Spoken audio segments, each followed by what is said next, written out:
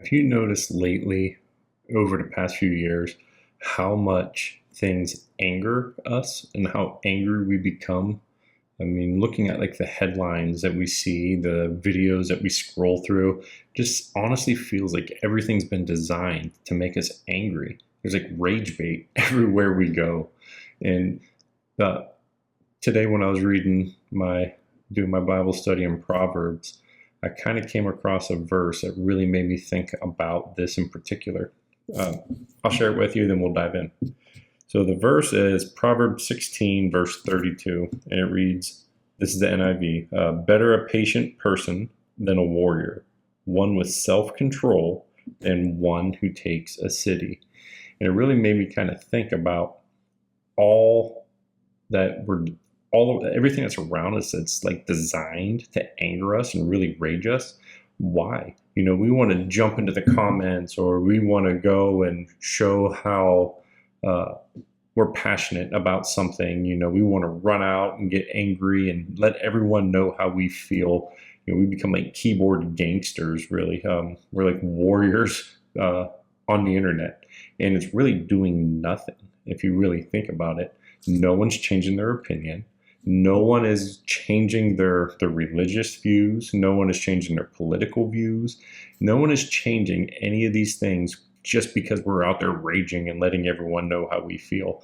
In fact, if anything, it hurts the thing that we care about even more.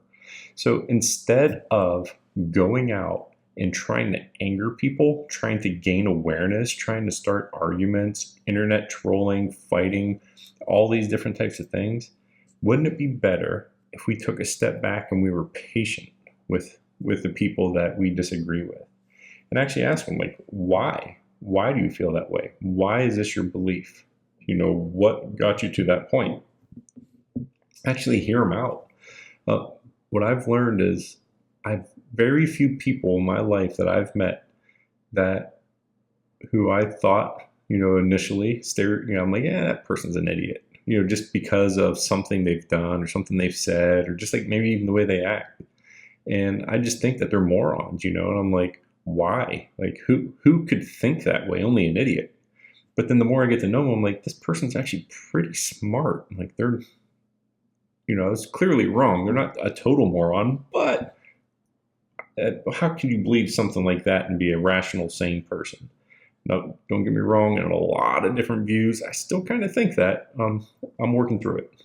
But if you really get to talk to someone and ask them, why do you feel that way? What got you there? And people who actually like research things and like actually look into things and actually have an idea and not just reciting back with the headlines or whatever the latest video on YouTube or Instagram or whatever tells them to think.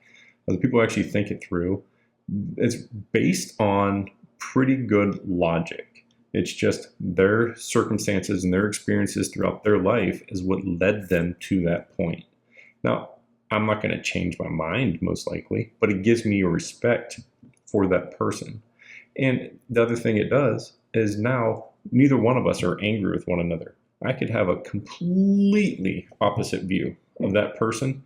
And before I would see that comment and I would just get angry. I would get like, I would think very lowly of someone.